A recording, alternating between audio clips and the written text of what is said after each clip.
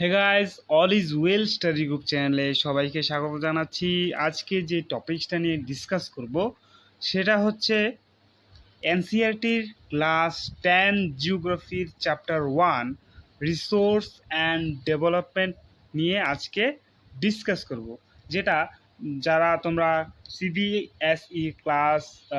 CBSE বোর্ডের class 10-এ পড়ছো তোমাদের জন্য ইম্পর্টেন্ট, আর যারা কম্পিটিটিভ এক্সামের জন্য রেডি হচ্ছ তোমাদের জন্যও এনসিইআরটি নোটস খুব ইম্পর্টেন্ট। তো সবাই এই ভিডিওটাকে লাইক করবে, শেয়ার করবে এবং সাবস্ক্রাইব করবে, চ্যানেলকে সাবস্ক্রাইব করবে। ঠিক আছে, তো শুরু করা যাক আজকের টপিকস। প্রথমে প্রথমে রিসোর্স অ্যান্ড ডেভেলপমেন্ট, যেটা জিওগ্রাফির চ্যাপ্টার 1 ক্লাস 10-এর। ঠিক আছে, resource and development. Human beings are interact three factors like physical environment, technology and institution. So আমরা যারা হিউম্যান বিইংস, ঠিক আছে, আমরা তিনটা ফ্যাক্টরের সাথে কি ইন্টারাক্ট। একটা হচ্ছে ফিজিক্যাল এনভায়রনমেন্ট, যেটা নেচার, ঠিক আছে, নেচার। একটা হচ্ছে টেকনোলজি, আর একটা হচ্ছে ইনস্টিটিউশন। সো এখানে দেখো, রিসোর্সকে আমি বিভিন্নভাবে ক্লাসিফাই করেছি। প্রথমে রিসোর্সকে দুটি ভাগে ভাগ করা যায়। একটা হচ্ছে ন্যাচারাল রিসোর্স, আর একটা হচ্ছে হিউম্যান রিসোর্স। ঠিক আছে, হিউম্যান রিসোর্সকে আবার দুটি ভাগে ভাগ করা যায়। একটা হচ্ছে স্ট্রাকচার অ্যান্ড ইনস্টিটিউশন, আর একটা হচ্ছে কোয়ান্টিটি অ্যান্ড কোয়ালিটি। ঠিক আছে, তো এবার ন্যাচারাল রিসোর্সকে বিভিন্ন ভাগে ভাগ করা যায়, দেখা যাক, বা বিভিন্ন ভাগে ক্লাসিফাই করা যায়। সেটা হচ্ছে ন্যাচারাল রিসোর্সকে প্রথমে দুটি ভাগে ভাগ করা যায়। একটা হচ্ছে রিনিউয়েবল রিসোর্স, আর একটা হচ্ছে নন রিনিউয়েবল রিসোর্স, যেটা বাংলাতে নবীকরণযোগ্য সম্পদ, আর একটা হচ্ছে অনবীকরণযোগ্য সম্পদ। তো রিনিউয়েবল রিসোর্সকে আবার দুটি ভাগে ভাগ করা যায়। একটা হচ্ছে কন্টিনিউয়াস অর ফ্লো, আর একটা হচ্ছে বায়োলজিক্যাল। আবার বায়োলজিক্যালকে দুটি ভাগে ভাগ করা যায়। একটা হচ্ছে ন্যাচারাল ভেগেটেশন, আর একটা হচ্ছে ওয়াইল্ড লাইফ। এবার হলো non renewable resource. Non renewable রিসোর্সকে দুটি ভাগে ভাগ করা যায়। একটা হচ্ছে রিসাইকেলেবল, আর একটা হচ্ছে নন রিসাইকেলেবল। ঠিক আছে, রিসাইকেলেবল যেই সম্পদ আমরা ব্যবহার করি, ব্যবহারের ফলে সেটা আবার পুনরায় রিসাইকেল হয়ে যায়, মানে সেটা আবার পূরণ হয়ে যায়। যেমন সানলাইট, আমরা এটার থেকে সানলাইট যতই ব্যবহার করি না কেন, কি এটা আবার উৎপন্ন হয়ে যায়। ঠিক আছে, এবার বিভিন্ন দিক থেকে বিভিন্ন জিনিসকে বেসড করে রিসোর্সকে আবার কয়েকটি ভাগে ক্লাসিফাই করা যায়। ঠিক আছে, তো প্রথম হচ্ছে বেসড অন অরিজিনের ক্ষেত্রে দুটি ভাগে ভাগ করা যায়। একটা হচ্ছে বায়োটিক, একটা হচ্ছে এবায়োটিক। আর একটা হচ্ছে এবায়োটিক। ঠিক আছে, তারপর বেসড অন এক্সিউস্টেবিলিটি,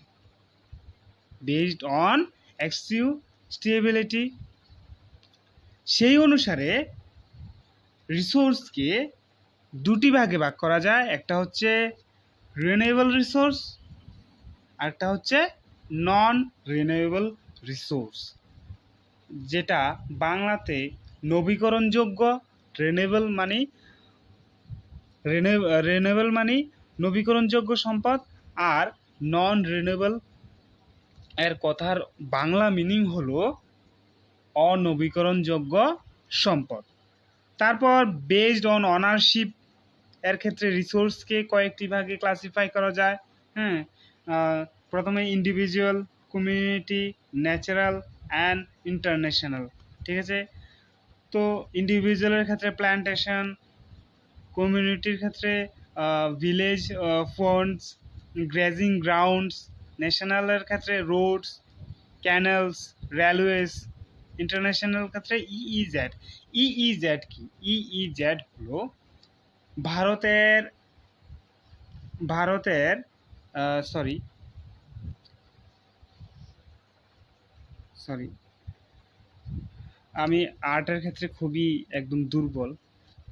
ভারতের যে কস্ট লাইন এরিয়া রয়েছে, ভারতের যে সমুদ্রভিত্তিক অঞ্চল রয়েছে, এই সব অঞ্চলকে ইইজেড বলা হয়।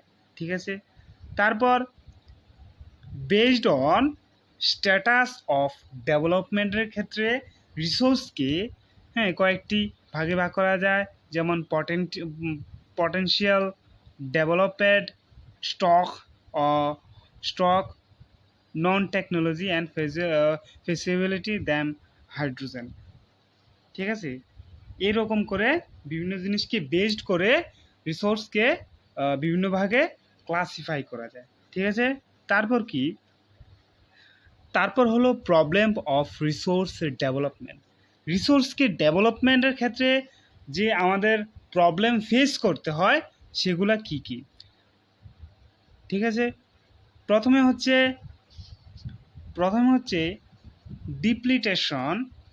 ডিপ্লিটেশন of resource, accumulation of resource, indiscriminated exploitation of resource. ঠিক আছে। তারপর কি? তারপর হলো রেমেডিয়াল মেজার্স। আচ্ছা, রেমেডিয়াল মেজার্স রিসোর্সকে আমরা ডেভেলপমেন্টের করার ক্ষেত্রে অনেক প্রবলেম ফেস করতে হয়। এই প্রবলেমকে শেষ করার জন্য, এই প্রবলেমগুলিকে নিস্তার করার জন্য কিছু সাবমিট বা সংস্থা ঘটেছিল। এর মধ্যে একটা নাম দিয়েছে Rio de Janeiro summit 1992, Agenda 21, Combat Environment Damage, Poverty, Disease Thought global cooperation. ঠিক আছে। এরকম একটা সাবমিট ঘটেছিল। তারপর sustainable development, equitable distribution of resource. ঠিক আছে। এরকম কি প্রবলেমগুলোকে, রিসোর্সের ডেভেলপমেন্টের ক্ষেত্রে যে প্রবলেমগুলো রয়েছে সেই প্রবলেমগুলোকে শেষ করার জন্য এরকম রেমেডিয়াল মেজার্স কি দরকার। এবার আমরা দেখব resource planning of in India. আমাদের ভারতবর্ষে, আমাদের ইন্ডিয়ার মধ্যে রিসোর্সকে ডেভেলপমেন্ট করার জন্য বা রিসোর্স প্ল্যানিং কী রকম রয়েছে। তারপর পয়েন্ট নাম্বার ওয়ান হচ্ছে identification and inventory of resource involving planning, structure, and word with the appropriate technology. ঠিক আছে। তারপর rich resource, recognized attention for colonies. ঠিক আছে। এই ধরনের রিসোর্স প্ল্যানিং আমাদের ভারতবর্ষের মধ্যে ঘটেছে। তারপর কি? রিসোর্স কনজারভেশন, রিসোর্সকে সংরক্ষণ করা। আমাদের ভারতবর্ষের মধ্যে বা আদার্স কান্ট্রির মধ্যে বা পুরো ওয়ার্ল্ডের মধ্যে রিসোর্সকে কনজার্ভ করা বা রিসোর্সকে সংরক্ষণ করা একান্ত প্রয়োজন। ঠিক আছে। এই রিসোর্সকে সংরক্ষণ করার জন্য অনেকটি সাবমিট, অনেকটি ক্লাব, অনেক কিছু হয়েছে। তার মধ্যে রয়েছে রিসোর্সকে কনজার্ভ করার জন্য প্রথমে কি করা দরকার? প্রথমে হচ্ছে there is enough for everybody need and not for anybody's great. যে কোনো রিসোর্স, এবার ওয়াটার হোক, ঠিক আছে, এবার ওয়াটার হোক, সোয়েল হোক, বা যেই কোনো renewable and non renewable resource, যেটা যেইটুকু পরিমাণ আমরা ব্যবহার করব, যেইটুকু আমাদের দরকার সেইটুকুই ব্যবহার করব, আমরা অপচয় করব না, ঠিক আছে। তারপর 1968 club of Rome resource conservation summit. 1968-এ club of Rome resource conservation বা রিসোর্সকে সংরক্ষণ করার জন্য একটা ক্লাব গঠিত হয়েছিল। তারপর 1974-এ একটা বই লেখা হয়েছিল রিসোর্সকে কনজার্ভ করার জন্য, সেটা হচ্ছে small is beautiful. Small is beautiful. তারপর হচ্ছে রিসোর্সের মধ্যে সবথেকে ইম্পর্টেন্ট রিসোর্স হচ্ছে ল্যান্ড রিসোর্স। ল্যান্ড রিসোর্সের ক্ষেত্রে এবার পয়েন্ট নাম্বার 1-এ দেখব 43% প্ল্যান্টস ইন এগ্রিকালচার। ল্যান্ড রিসোর্সের মধ্যে সবথেকে বেশি ব্যবহৃত হয় এগ্রিকালচারে, ঠিক আছে, যেটা 43%। 30% মাউন্টেন্স রয়েছে, ঠিক আছে, 30% রয়েছে মাউন্টেন্স, হ্যাঁ। তারপর 27% plateau and minerals and fossils. এবার 3.28 million square kilometer land uses data for only 93% is known, rest in Assam and PUK, ঠিক আছে। তারপর তারপর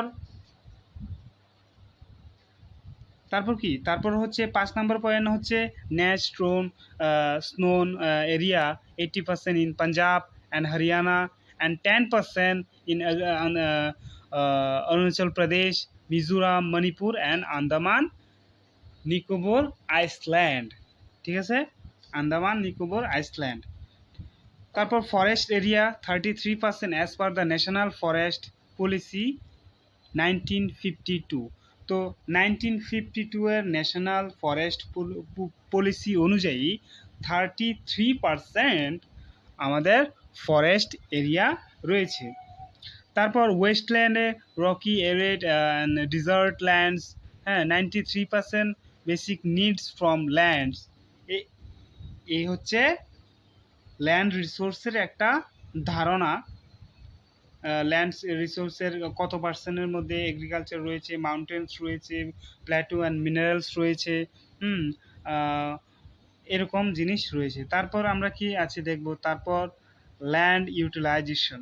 ল্যান্ড ইউটিলাইজেশন বা ল্যান্ডকে কিভাবে আমরা ব্যবহার করি, ঠিক আছে।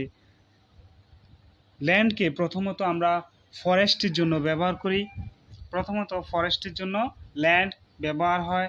তারপর land not available for cultivation, barren and wasteland, ঠিক আছে। তারপর land put to non-agriculture uses like buildings, roads and factories. ল্যান্ডকে আমরা নন এগ্রিকালচারের জন্য ব্যবহার করি, যেমন আমরা রোড বানাই, হ্যাঁ, তারপর বিল্ডিংস বানাই আমাদের প্রয়োজনীয় জন্য, বিভিন্ন ফ্যাক্টরিজ বানাই, ঠিক আছে। তো ল্যান্ডকে নন এগ্রিকালচার হিসেবেও ব্যবহৃত হয়। তারপর আদার ইউটিলাইজড ল্যান্ড, হ্যাঁ।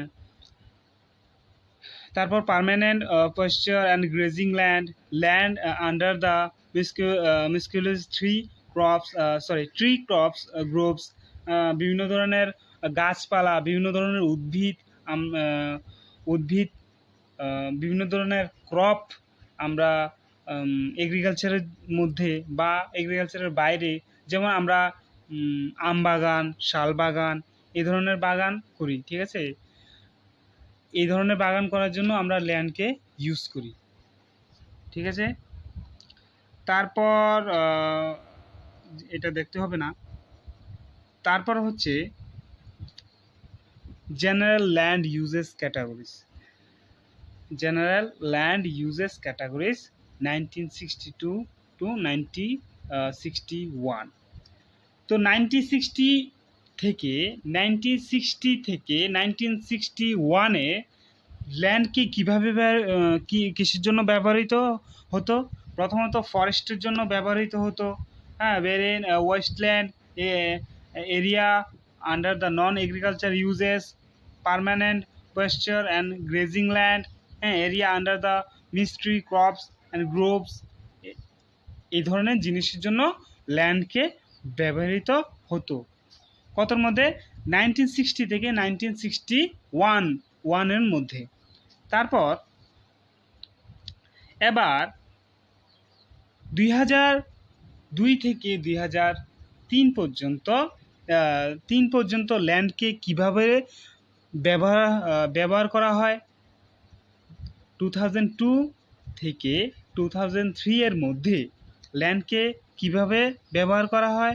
একটা হচ্ছে culturable wasteland, fallow other than current fallows, net sown area, এই ধরনের জিনিসের জন্য ল্যান্ডকে ব্যবহার করা হয়। তারপর ল্যান্ড ডিগ্রেডেশন। তারপর বিভিন্ন রাজ্যের মধ্যে ল্যান্ড ডিগ্রেডেশনের কারণগুলা হলো, যেমন ঝাড়খণ্ড, ছত্তিশগড়, এমপি, উড়িষ্যা। ঝাড়খণ্ড, ছত্তিশগড়, এমপি, উড়িষ্যার মধ্যে মিনিং, ঠিক আছে, এটা মাইনিং হবে। তারপর গুজরাট, রাজস্থান, এমপি, মহারাষ্ট্রের মধ্যে ওভারগ্রেজিং, পাঞ্জাব, হরিয়ানা, ওয়েস্টল্যান্ড অ্যান্ড উত্তরপ্রদেশের মধ্যে ওভারগ্রেজিং এর ফলে ল্যান্ড ডিগ্রেডেশন ঘটে। ঠিক আছে, তো আজকে এই পর্যন্তই ভিডিও। এই ভিডিওর আরেকটা পার্ট আসবে যেটার মধ্যে অল্প যে ল্যান্ডগুলা, সোয়েলগুলা, ব্ল্যাক সোয়েল, তারপর অ্যালোভেল সোয়েল, রেড সোয়েল, এই ধরনের সোয়েল নিয়ে আলোচনা করব। তো আজকের ভিডিও এই পর্যন্তই। ধন্যবাদ সবাইকে।